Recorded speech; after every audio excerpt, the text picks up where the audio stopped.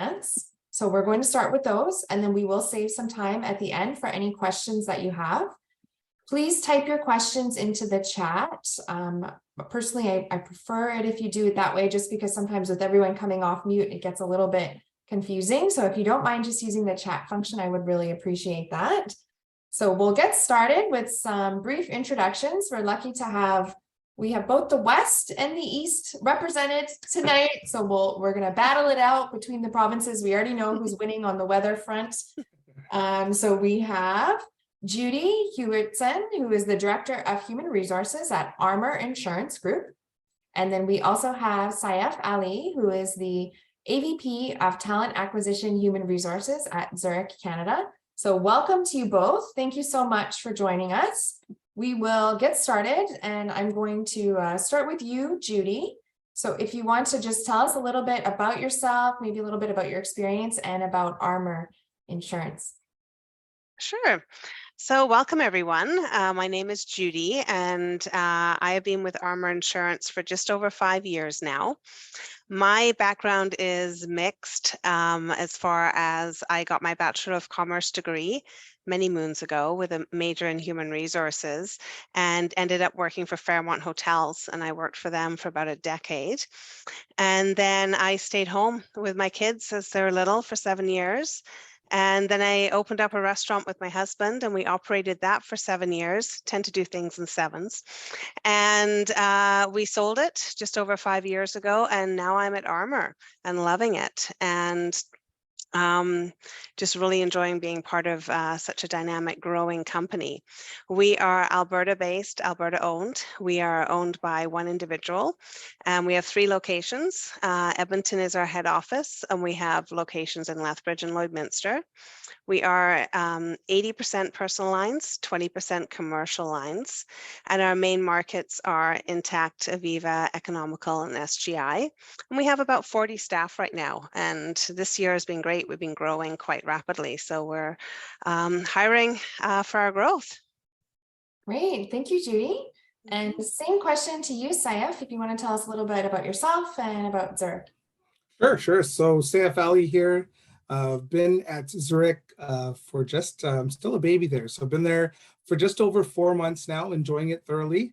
Been in insurance recruitment for, let's say, the past 8 years now, and in talent acquisition for, I would say, 15 years as a whole. I've had some HR experience as well. I am a talent acquisition guy. I've always been in talent acquisition. It interests me. It's something that I'm passionate about. And I love doing events like this to help the general public and people interested in insurance get some tips on how to get into insurance companies and brokerages and things like that. What else about me? Yeah, I think about Zurich. It's a commercial insurer in Canada, primarily. We're 100% commercial. We do personal lines as well across the world. We are a large international organization. Within Canada, we've got about 500 to 600 employees, but across the world, there's about 50. I think we're hitting the 55,000 employee mark. So we've got a huge backing behind us. We're always hiring just because of the large number of staff that we have. There is some attrition. We're always looking to backfill, and we're growing as well. Which is awesome. So I'm incredibly excited to be here today. Great, thank you so much. I think we have a nice contrast in organizations. And you both have lots of experience, so we'll get some good answers out of you. And we're going to start with what I think is the hardest question right off the bat. Saif, I'm going to stay with you for this one. Sure. So how do you answer questions about expected salary and negotiate your offers? It's always a tough question. Yeah, and I get this question a lot at job fairs and things like that, and from people that I talk to in my everyday life. But you know, salary can be a sticky point for anybody. It's a hard conversation to have. I would say in those conversations, transparency is key. Being honest about what you feel you're worth and what you're bringing to the table is very important. Having an understanding of what salary bands are or what the market is paying for your specific the role that you're going for, having an understanding of that will help you in negotiating your salary or presenting yourself and letting the organization know what you're looking for. and be honest with yourself. You know, sometimes we have candidates that come in, they know they're not worth a certain amount, but in terms of salary, but they shoot for the stars, so to speak. But I think it's just being transparent in the process. We've talked to a lot of candidates where at the beginning of the process, they're looking for a certain salary, but towards the end, they're speaking to someone else in the process, and that changes. We want to try to keep it consistent across the board. And in terms of negotiation, you want to always be fair to yourself when negotiating, of course, and also be fair to the organization. You know, there's budget constraints, there's salary constraints that companies are working with as well. But you know, in my personal thought is that, you know, we want to pay as fairly as we can for the experience that you're bringing in. And I hope a lot of other HR professionals feel the same way. I'm sure Judy feels the same way as well. But yeah, that's what I could say. Transparency is key in the process. Great. So you mentioned doing a bit of research to sort of see what some of the salary bands for those positions are. Where are we doing this research? What's a good resource for some of these candidates? I've heard candidates use payscale.com. You could look at other job postings that are up as well. A lot of them have the salary within the job posting. And even a simple Google search will help you find salary brackets or salary ranges. Glassdoor as well is another one that a lot of people use as well, because people are uploading their salaries onto there as well anonymously for specific positions. So I think those are some key areas you can use for your research. Okay, thank you. Judy, is there anything you'd like to add? I think when you're looking at those jobs that have the pay scales in them and the salary ranges, just really think about where you would fit on a scale. The bottom of the scale is for those new people, new to the role, will need more support. Whereas the top of the scale is for those people who've been doing this job for a number of years, have all their licenses. That's kind of what you aim for. So look at, you know, where would you place yourself at this time on that scale? Yeah, and I've heard from some different people in compensation roles specifically that this has been a very interesting year for them. Just things have changed so much. And, you know, I think it's also important not to forget about sort of your total rewards. So it's not always just about the salary that you're getting at the end of every 2 weeks or so. It's also about the different benefit packages you might have. What kind of opportunities can they maybe offer you for support in professional development? You know, sometimes that's another way to really look at that whole package and be a little bit more well-rounded as opposed to just sort of focusing on that salary number. So that's great. And a lot of positions also include bonuses and commissions as well. Yes, that's a good point. Okay, so next question. What are some key skills you look for in candidates? So obviously it's going to differ a little bit by role, but sort of for the industry in general, what would some of those key skills be? And we're going to start with Edmonton. And Judy, if you want to tell us some of the key skills you might look for. Ability to handle the cold. You know, for us, key skills are communication skills. You know, we're looking at your written communication skills when you're putting in your application, and we're really focusing on your verbal communication skills when we're doing the interview and how you're answering those questions. We're also looking for people who are very passionate about the industry and engaging and interested. They're interested in what this job is all about. And we call it hungry. You're hungry for it. And for us, no matter what the position, we're looking for sales-minded people. You may be in a service role, but we're looking for sales-minded service people who aren't afraid to ask for referrals. Just because you're servicing doesn't mean you can't be a salesperson too. So that's really important for us. Thanks, Judy. Saif, anything you want to add? Yeah, I'll piggyback on Judy here. It's communication is key. It's a top skill across the board. Doesn't matter what type of role you're getting into, client facing or not. Communication is so important. Client focused is another one that we're always looking for as well. Even if it's not external clients, understanding who your internal clients are as well and how you communicate with them is key as well. And I'll add as well, two major parts or major hiring hubs within Zurich would be underwriting and claims. So if we're talking specific to insurance, on the claim side, I would say negotiation skills are really important, something that we look at. Also for underwriting, I would say having that analytical mindset is very important as well. I think those are two that are specific that are really important. And then overall for both streams, I would say the ability to multitask is really important as well. That's great. And another one that is super important in this industry, well, two would be attention to detail. The details are so important, and adaptability.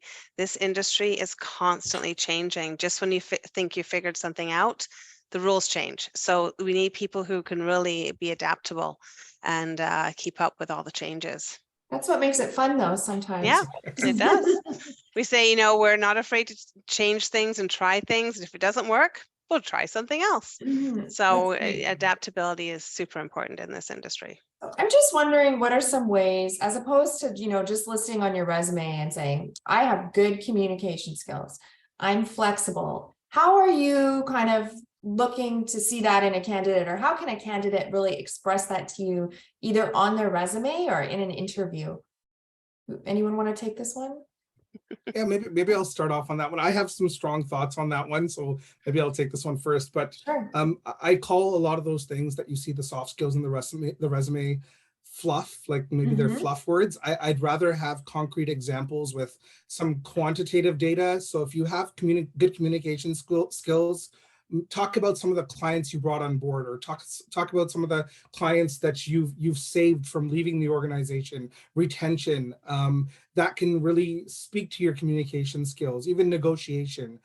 So instead of listing just the high level soft skills, put some concrete examples either in your resume or your cover letter as to where you've used these skills and how you've either saved money on the bottom line or saved profit or contributed to the profit, or where you've done certain things that were kind of outside of the box, or where you've contributed and you can express that in a quantitative manner.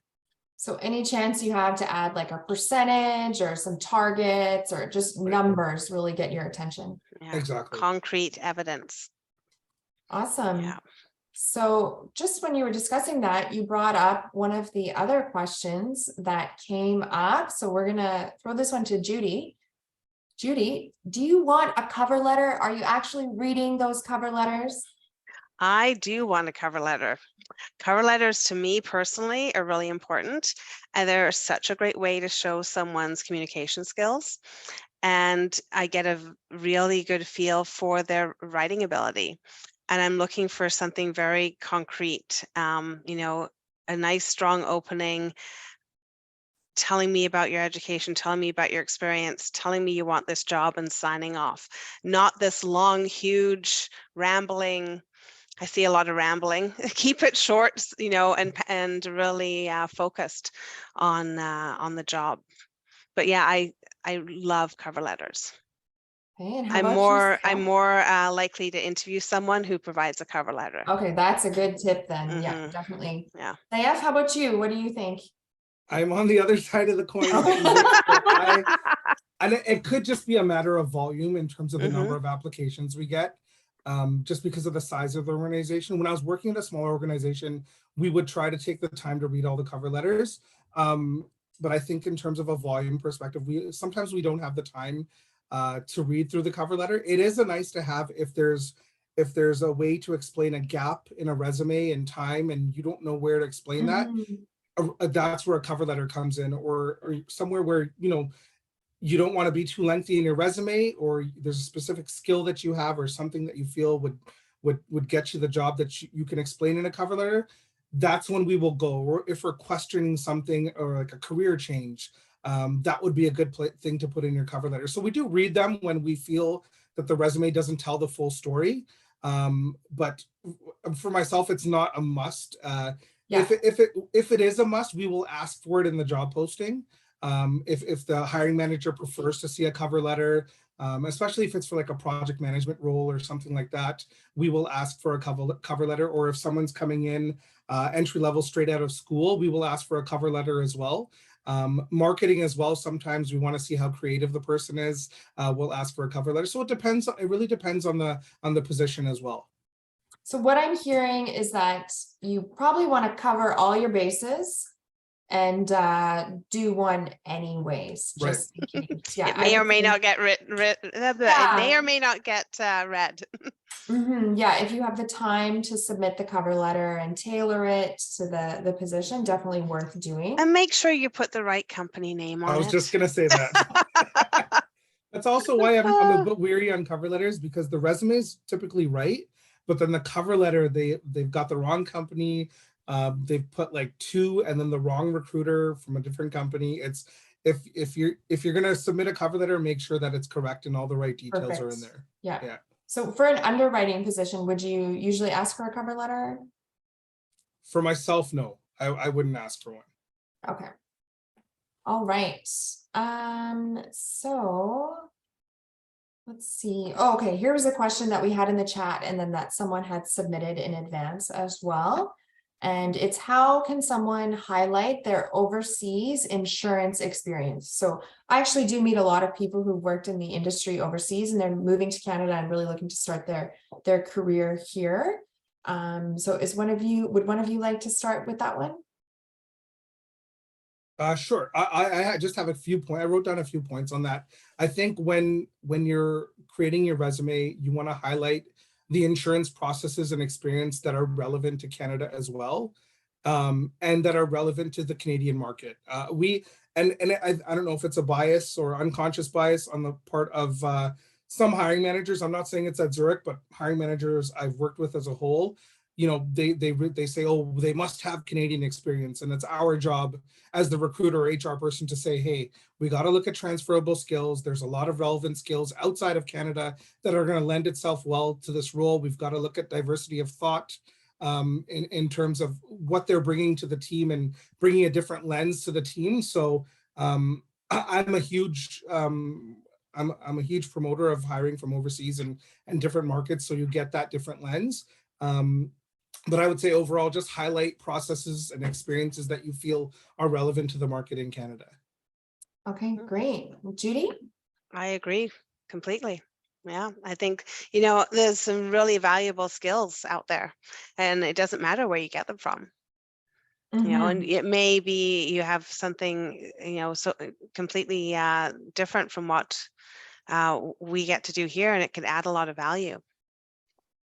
So That's great. Yeah, I think too, the job market has changed so much in the past few years in Canada that the hiring managers, are hopefully sort of starting to look a little bit broader and recognize some of that experience. I know that a lot of the HR professionals that I chatted with have definitely said that that's something that they really are working on. And I think we're starting to see it. So hopefully that experience will help you to get ahead and get your foot in the door. So next question we have is, how important is it to apply early for a position? So when we see positions posted online, they have sort of this opening closing date. Sometimes you might be busy with your current job. You might be, in school studying. You don't always get to it right away. How important is it to get those applications in early on? So Judy, we'll start with you. Okay, it's really important to get it done early, because if we get a lot of applications and we have a lot of strong applications, we're going to close the job and we're going to start processing and going through. So yeah, as soon as you see that job, make a point to make the time to get your application in. Great. Okay. Quite often I won't put a close date on my jobs just for that reason. Same here. Yeah. Yeah. Totally agree on that, on Judy's words there. Mm-hmm. Apply as soon as you can. As soon as we get qualified applicants, we're going to start the interview process. Mm-hmm. And once we've got, 3 to 5 candidates that we've got interviewing, we've moved on to another position and trying to fill those, right? So it's key to get your application in as soon as possible. Yeah. Okay. That's great. So my next question I lost it, pardon me. Okay. So how do you answer the question, why do you want to work here? Do you want me to And take- we'll go back to you, Saya. Okay. So the question is, why do you want to work for us? So Yeah. I think in terms of that, you would answer with what really interests you in the company based on the research you've done on the company. What do you align with most, or what resonates with you most, and that you could speak to passionately? What excites you about the insurance industry as a whole, especially if you're interviewing for an insurance company? Why insurance? A lot of people want to know that. People don't just graduate from school and say, oh, I want to work in insurance, right? So we find that a lot of people that are applying are passionate about insurance. So you really want to get that passion out and explain why insurance, why is it for you? And what about the specific department that you're going for? What interests you in that department? Is it the growth? Is it, the sales aspect? So sell yourself in terms of the role itself, not only the company. And that will show your understanding of the role, that you've been listening through the interview process. And I think those are some key aspects for me. Mhm. Great, thank you. Mhm. Judy? I fully agree, and if people haven't done their research on the company they're applying for, this is where it'll show. So what You are gotta some show. ways you might suggest to do some of that research? Where should they be looking? Do you have any ideas or hints for A us? few. So every company has a website. We all have career pages. We all have, our website has a career section, and it shows our core values and our, and we've got a lot of fun blog posts on our website as well. And we have a Facebook page and a LinkedIn page, and you can research and get a really good feel for the company culture and what's going on with the staff. And Google reviews. I've had a lot of people say to me, I applied to you because I saw your Google reviews. So That's there's great. lots of different ways. Yeah. And I'll add to that piece. I agree with everything there.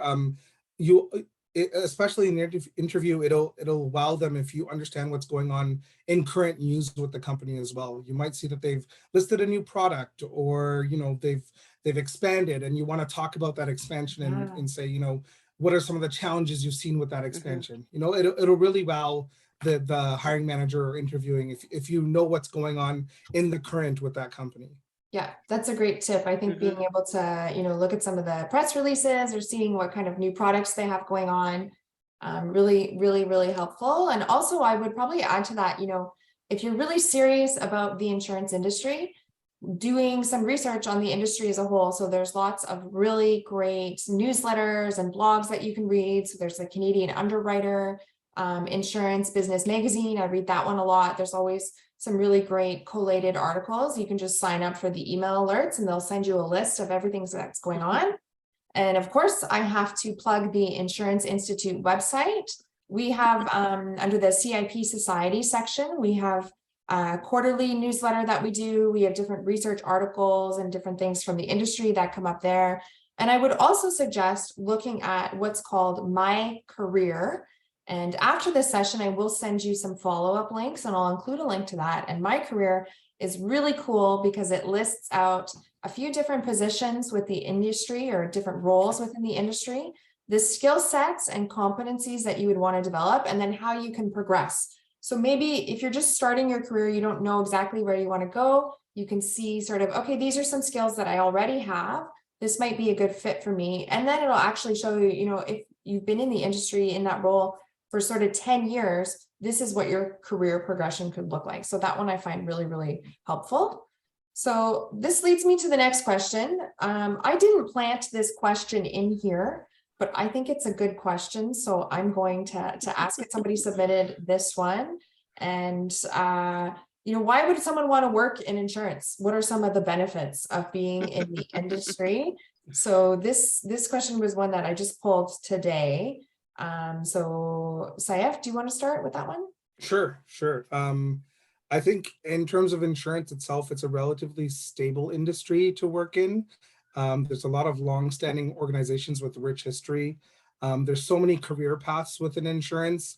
People think a lot of time when you join insurance, you're going to be in sales and that's it. But there's marketing, there's all the operational pieces in behind. Like HR, there's compliance. There's so many different ways you can go and move within an insurance company or in external companies as well. And as we know, insurance is mandatory in Canada. So, you know, there's always a need for it, right? There's always a need for insurance, which adds to the stability. And then also I've heard from a lot of people, like I ask a lot of people, why did you get into insurance? What Mhm. drives you every day? You know that the products that you sell in an insurance company are helping people at their worst time, or when they've Yeah. got a catastrophe, something's happened that's not good, and you're here to try to, you know, get them back to where they were previously. So, you know, in a whole, there's so many different reasons why you would want to join insurance. I think the number one for me is stability. I love stability. I'm not a risk taker, so this is why, part of the reason why I've chosen insurance to is my career. That's great. And Judy, how about you? Because I know you had some experience in some other industries as well. You know, I fully agree with what Saif said. You know, it's about the variety, different variety in positions, different variety every day. You could be doing something differently. You're talking to different clients all the time, and they have different situations, and you're always learning. There's always something new to learn. And you know, a lot of people, you know, we've heard from the last couple of years, it's COVID proof. It's, you know, we were still needed during COVID. All of our Yeah. staff still worked, it's recession proof for the most part for, you know, for the strong companies. So yeah, I think it's a very dynamic industry to be a part of. That's great. I know something that I really enjoy about my work is that I feel like I'm really helping people and making a Mhm. difference. And that's something that I hear from everyone in the industry as well, that the work is very meaningful and you are really impacting you. So thank you Yeah. so much. That's great. So next question we're going to go to, this is kind of a fun question. We'll see how honest you guys are with this one. Uh-oh. What are some red flags that you might notice in a candidate? So Judy, we'll start with you. Red flags. When I'm looking at resumes, it's the communication, you know, the spelling errors, not putting full sentences together, attention to detail, job jumping. If someone's not staying in a job very long, that's a huge red flag for me. When it comes to the interview, we're looking for people who are engaging and are very passionate about wanting this job, and they're showing interest. And a big part of that is body language. If someone in an interview is sitting kind of slouched on their chair, and I see it a lot, you know, that tells me a lot about how important this is to them. So really showing a passion and doing as someone who hasn't done their research is a big red flag as well. Okay, and Saif, how about you? Yeah, totally agree with all those. A couple more inconsistency and information throughout the interview process. I kind of alluded to this previously. I was talking about salary in the past, but you know, the people that you interview with are going to be talking with each other. And there's a lot of times where, you know, he said this or she said this, and then in the other interview, they said something totally different. So making sure you're consistent and truthful throughout the process is really important. For myself, being late for an interview is a huge no-no. That's a huge red flag for me. If it happens once, fine. We had a person interview actually to join my team a couple of weeks ago, and she was late to both interviews. And you know, once is okay, you let it pass. The second time, it's tough, right? Time is everything in the process. So that's really important for me. And having interesting questions is really important for me as well. When you're interviewing, if someone doesn't have any questions, and they're just like, no, I don't have any questions, I'm good, it's always a red flag for me. Try to come prepared with questions that are meaningful and not just questions because you feel you need to ask something. And that all comes down to research and understanding the organization and the industry, and being prepared. So having good questions is important as well. Okay, great. So next question that I'd like to ask is, what kind of questions will interviewers ask? So I think, you know, if you're preparing for an interview, hopefully you're Googling interview questions. There's usually some good lists there. And we also see there's a few different types of questions. So we have situational, behavioral, sort of open-ended. What are some sort of questions that people might be able to prepare for? So Judy, we'll start with you. Okay. I think it's really important before you go into an interview to really self-reflect and think about some of your past accomplishments, things that you're most proud of, and write them down. And kind of remember, go back and remember all of the things that you've done. So when you do get those situational questions, you have something to refer to and to have some examples top of mind. Some of my favorite questions, I always ask, tell me about yourself. That tells me a lot about them. And we're always asking things like, when you're looking for a new position, what are the 3 most important things to you? If first thing out of someone's mind, mouth is salary, that's a little bit of a flag, Mhm. so we're looking for what's the most important. What do you think it takes to be successful in insurance? Do they understand the industry and the role? For us, sales are really important, so we're asking, are you competitive? And to explain it. And I've got hundreds of questions. One of my favorite is, what do you do when others disagree with your ideas? That's a good Because one. that tells me about respect. Do they want to hear other people's opinions, or are they just going to fight for their own opinion? And I'm looking to hear that someone's willing to listen to other people. Maybe they can come up with something even better together. 2 heads are better than one. So yeah, and I always end with, why should we consider you?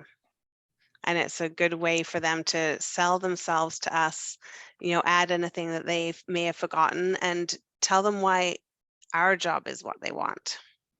That's great. Yeah, I So find that tell me about yourself question sometimes is actually quite challenging, but it's yeah. also a really great opportunity. If you practice, you can really get your elevator pitch down. That's Hmm. that's a really good chance for you to express yourself, what you're interested in the position, and highlight any Yeah. experience. Yeah. And I'm looking for like a combination of personal and work. I want to know who you are.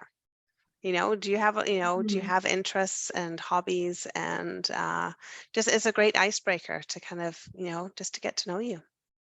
Great. Okay, Sayef, how about you? It's almost like Judy was reading from my notes, but the first part of the question, keeping a list of all your accomplishments, I done that personally, and it's a huge help. Even when you're working and you're not job searching, continue that list, because there's going to be skills that you learn every day that are going to become useful later on. For example, we learned how to do agile methodology in terms of project planning, and I never thought that would be something. I learned that at my previous employer, and it came in handy on my list when I was applying for the job at Zurich. So it's always important to keep an ongoing list of your skills and things that you've learned over your experiences.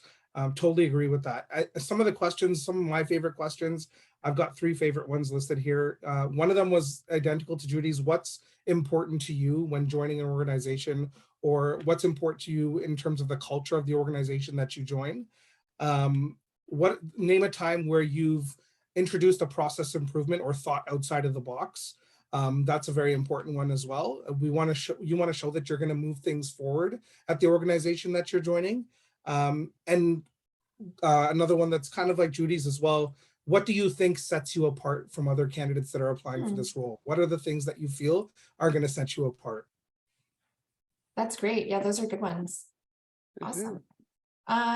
So one of the other questions that came in was, are transferable skills good enough? So it kind of depends on the role that you're applying for, and obviously sort of the seniority level. But Saif, will go to you. Do you have any thoughts on that? That's a tough one. I don't think transferable skills are in total, if all you have are transferable skills, I don't think that's enough to land a role. I think it's got to be a mix of both concrete experience and transferable skills. Let's say you don't have experience working on specific claims or something like that, or with underwriting a certain product. But you do have experience in underwriting, experience in claims, but you have some transferable skills. I think a mix of the two you're more likely to land the role. Having just transferable skills may be a little tough, um, uh, especially in today's candidate market. I think there's a lot of competition out there and people that are applying for roles that have direct experience. So I think it's a tough one to answer. So what if you're changing industries? What Right. would be your advice there? Someone who's maybe looking to get into insurance, doesn't necessarily have insurance experience, but has experience in other areas. So for a while there, we were seeing a lot of workers from the hospitality industry, during COVID who were looking to change. Is there a certain way that maybe they can highlight some of their transferable skills for maybe more entry-level roles? Is that what you might sort of suggest going for? Yeah, I think, transferable skills are probably better for entry-level roles. Highlighting that information in your cover letter at this point would probably be the best spot for that. And just being honest through the process. If you don't have experience in something, be honest about it, but then also layer that with what you feel the type of experience that you're bringing will allow you to overcome that challenge. I think those are some key things to take away. Okay, great. Judy, anything to add? No, I fully agree with that. And just be very honest that, you're willing to start anywhere. Get your foot in the door and you're willing to learn and grow and want to grow with the company. Yeah, and I would say, if any of you listening are sort of thinking of switching careers, or you're newer to the industry, or maybe you're just graduating, you don't have as much work experience within the industry, most employers do provide a lot of really great support and training. So you might be starting out in a more entry-level position, but usually if you work hard, they're going to support you and help you to progress and move up. Yeah, would you both agree with that? Yeah, for sure. Definitely. Okay, yeah, that's great. So I'm just looking through the chat. If you have any more questions, please type them into the chat. So there was a couple in here. Some are sort of around kind of the process. So now we see that a lot of employers have sort of online platforms like Workday, for example, that they're using, where you can go in and check your application.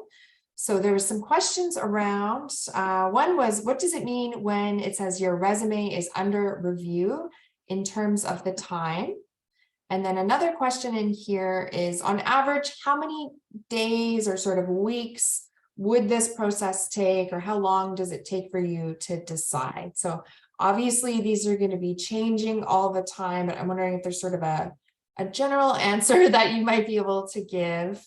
Judy, I'll start with you. Okay. The timeline is so variable. Just last month, I had a resume come in on a Tuesday, and by the end of the day, Wednesday, a job offer was out. And she started, that Monday. So, it can happen really fast, especially if there aren't a lot of candidates and you have exactly what we're looking for. So it can be really quick. Other times we could have a lot of candidates that we're going through, and it could take a couple weeks. But if you're a strong fit with the organization, it's going to happen fast for the most part. Great. And Saif, how about you? Yeah, totally agree. And I think also we talked about timing of your application earlier on as well. If you apply early on in the posting process, you're more likely to hear quicker than rather if you apply later on in the process and we're ready, in the weeds, we're doing interviews, we're having conversations, you most likely won't hear from anyone unless someone drops out of the race, or we need to go back to the drawing board and look at another set of candidates, to be quite honest. So it varies based on position and the timing of where you are in the process. Okay, so what if you've interviewed and you really, really, really want the position, but you haven't heard back yet? Any suggestions there? Is it okay to email and sort of check in, or tell us a little bit about the process there, and if there's anything candidates can do that won't anger you or kick them out of the running? For myself, candidate experience is really important, and we try to touch base with our candidates as soon as we have some piece of new news, or we're moving to the next step of the process, or we need them to fill out background check forms or something like that. We try to keep them as informed as possible. I would say yes, totally follow up. It couldn't hurt. it's important. I would say at least once a week. And let's say if the process is taking a few weeks, you might want to rethink the employer that you're about to join. If the hiring process is being pushed back, Good point. it shows indecisiveness on the part of the hiring managers and the organization itself. And if you're not hearing anything about, if you've interviewed, let's say 1 week, and you don't hear back in terms of a second interview or moving forward in the process for a week or two, it would be very important to, at that point, write an email and say, you want to show that there's a sense of urgency on your side as well, and that you're really interested in the position. Okay, Mhm. Judy? Yeah, and it's another great way to show how passionate you are about this job and how important it is to you, and to showcase your communication skills Good example. Okay. and how about the- hungry you are. Yes. yeah. Hungry is my word of the year. Mhm. And I'll add How- to that. Can I just add one thing? Yeah. The communication doesn't always need to be formal. It could be, it's a Friday afternoon, hey, Sayaf, hope you're geared up for your long weekend. Just wanted to touch base, see how everything's going. What's going on with the recruitment process. It doesn't have to be a very formal when you're having those conversations especially with the people in HR. We're typically very informal. So I would say, make it more of a conversation through email. Mhm. Okay, great. How about the thank you email afterwards? How important is that? Sayaf? I haven't gotten one in a while, to be quite honest. I haven't gotten very many. Well, part of that is because I'm not actually recruiting, but my team gets them once in a while. We hired our diversity and inclusion consultant at Zurich. A part of it was that he sent an actual physical thank you note to each of the people that Wow. he interviewed. So we got cards in the mail that came to our mailroom, and we're like, hey, what's this? And we opened it up, Nice. and it was a nice little added touch. But Mhm. thank you emails are always welcome. And if there's anything that you feel that you weren't able to highlight, or you get off that interview like, shoot, I should have said this. It's always a good spot to say, I also wanted to mention that I also do have experience in this. I didn't have the chance to mention it in the interview. So it's a saving grace if you've forgotten something or you need to add something as well. Yeah, okay. Yeah. Judy? No, I totally agree with that. It's a great way to follow up and just to reiterate some of your strengths as well, Mm-hmm. and why you think it'd be a good fit. Okay, so if someone doesn't send a thank you note, they're not out of the running. No. Okay, just an extra opportunity to showcase Right. your skills. And my suggestion with those is always to really try to include some details from the conversation.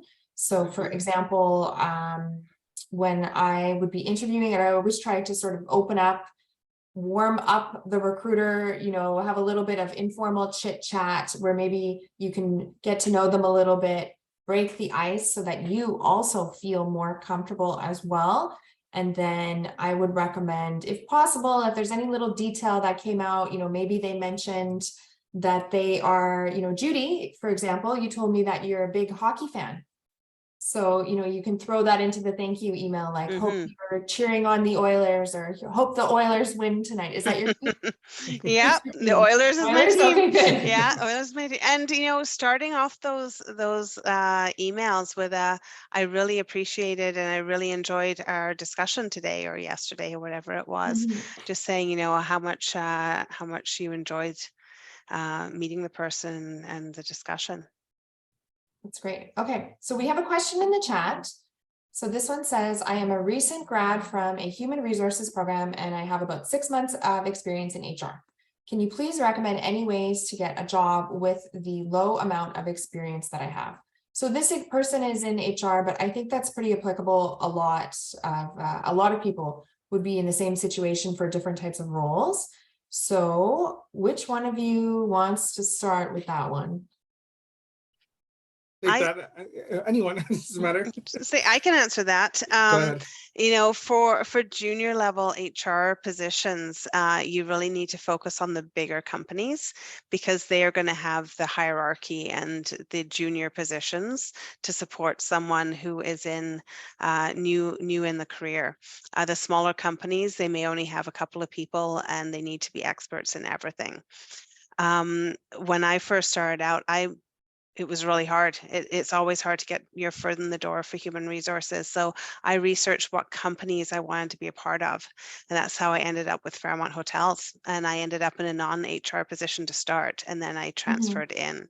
I got to know the people. And when when an opening came up, I was right there. I had my education and I was, You that were was hungry.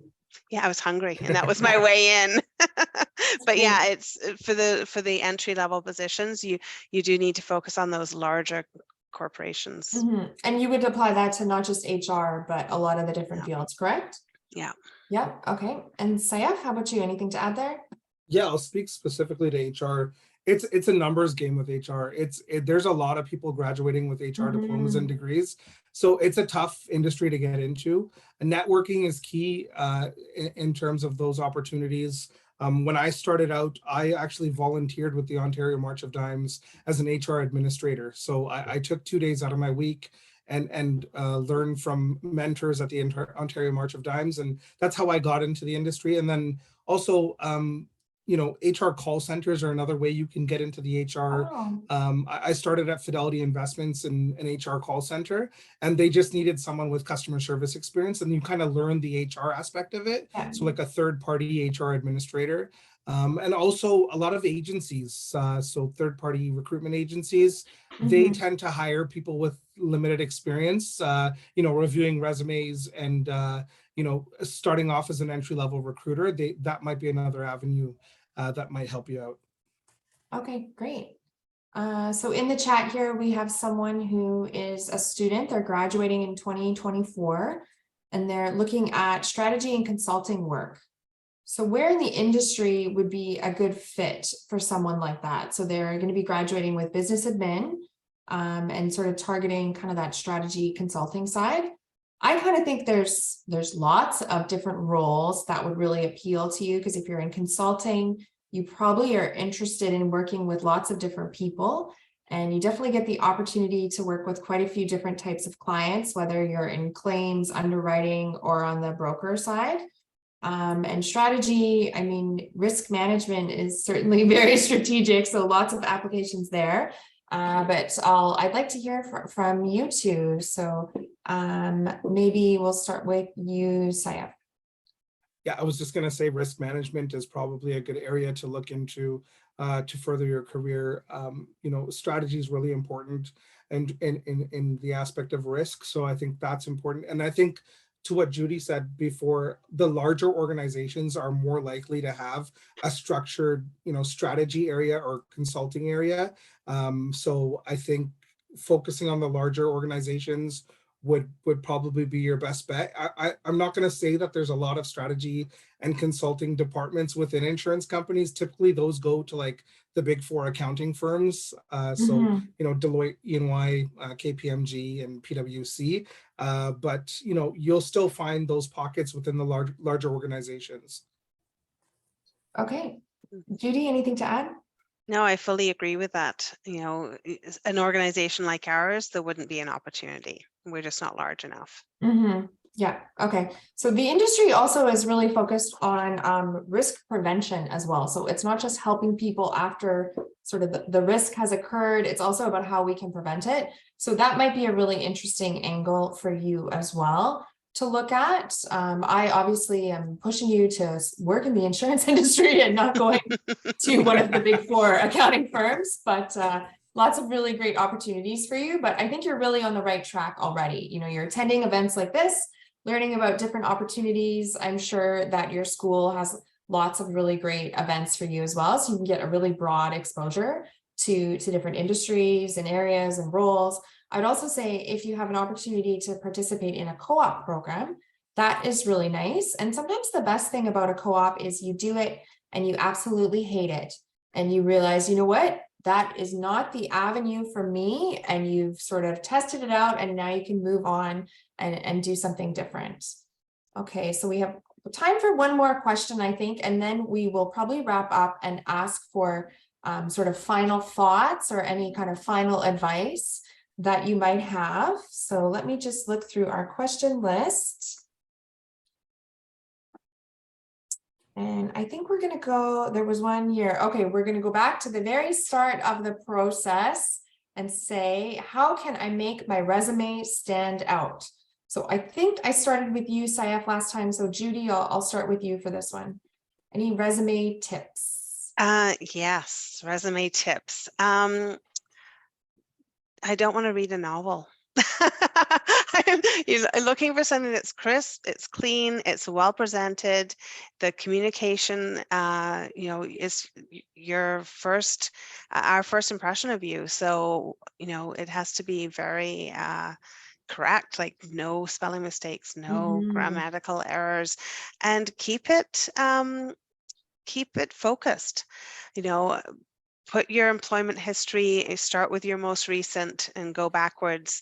I personally, I skim right over all your fluff stuff. You saying all this stuff isn't, giving me any information. Having some concrete evidence of what you've done is great. I'm Mhm. going right to your employment. What have you done? Yeah. And what is your education? Those are the things I look at first. And yeah, just try and keep it brief. 1 page is awesome. 1 page. I've been telling Mhm. people 2 pages. Well, two's, I wouldn't go more than that. I Yeah, wouldn't, no and more than 2. depending on where you are in your career as Yeah. well. Okay. So I'm just wondering, sometimes I'll meet people who have been working in different industries like customer service or retail experience. Should they be putting that on their resume still? I think it's very transferable. Very Okay. much. You don't have to, if you've got something on your resume, you don't have to go into a huge amount of details. You could put Mhm. near the end other employment history and just list them out. And Yeah. especially with length of service, if you've been like 5 years working for a customer service place, it shows your loyalty Mhm. and your commitment to a company. So I definitely say include it. I don't need to know all the details about that Yeah, job, but I do want to see it. that's great. Okay. Mhm. And Sayef, how about you? Resume tips, Yeah, tricks? nothing much to add. I think for myself, the quantitative data is really important. Mhm. Don't tell the what, tell the how is important. So, a lot of the words that you'll see like self-starter or multitasker and things like that, I skip over that top piece of the resume. If you can tell a story as to how you are those things, I think that's the most important thing. Spelling is really important for me, spelling and grammar. I'm a former Mhm. spelling bee champion of Canada when I was like 10 years You old. Ooh. are. Yeah, I came in second. But I think it's really like spelling is really important. It is your marketing piece. Mhm. No large organization would put out a marketing piece with a spelling error in it. I want you to think of it the same way. This is the tool that you're going to use to sell yourself and get yourself in the door. And that's the key, is to get in the door to have the Yeah. conversation. And this marketing tool is what's going to sell that. So no grammar mistakes, no spelling mistakes, really important. Proofread, give it to someone else to look at it. It's better to have more than 2 or 3 sets of eyes look at it as well.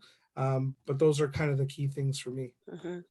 Okay, that's great. Well, I've enjoyed this conversation so much. Thank you very much to you both. And hopefully our audience has enjoyed it as well. We have 3 minutes left, so we have an opportunity sort of final thoughts, pieces of advice, anything that any of those wisdom you've gained over the past few years that you would want to share with a job seeker. So Sayef, we'll start with you. Yeah, I'm going to chalk it down to one word: transparency. It's so important in the recruitment process. Another one is patience. Be patient. It's not all going to happen in 1 day, in 1 month. It's going to take some time to land that career of your choice or that job of your choice. It's going to take a few errors along the way as well in the path. There's going to be companies that you join that you kind of you're not happy that you joined. But you will one day land in that spot that you want to be. It's just going to take some time. So patience and transparency are the 2 key words for me when going through this process. Great, thank you. And Judy, how about you? I think the key word I would share would be prepare. Prepare. Really research the company, get a feel for the company, what they're all about, what their culture is about, and have some really detailed questions that you want to ask, and also prepare for yourself that list of accomplishments. So when they ask these questions, you have a wheelhouse to draw from. You Mhm. know your strengths, you know what your biggest achievements, your proudest moments are. So prepare. Great. Okay. Well, thank you so much to you both. We will send out a follow-up email. I will also upload this recording in case you wanted to go back and see any of it, and we'll include a few different links in there. I know Sayaf and Judy, I think you'd sent me the links to your personal corporate job boards, I should say, not personal job boards. So we'll include those as well. So you can check out Armor and Zurich, learn a little bit more about their organizations. But otherwise, thank you so much to you all. And I hope that everyone has a great evening and stay warm if you're in Alberta. And Thank good you. luck on the job hunt, everyone. Good luck, everyone. Thank you. Thank you. Bye.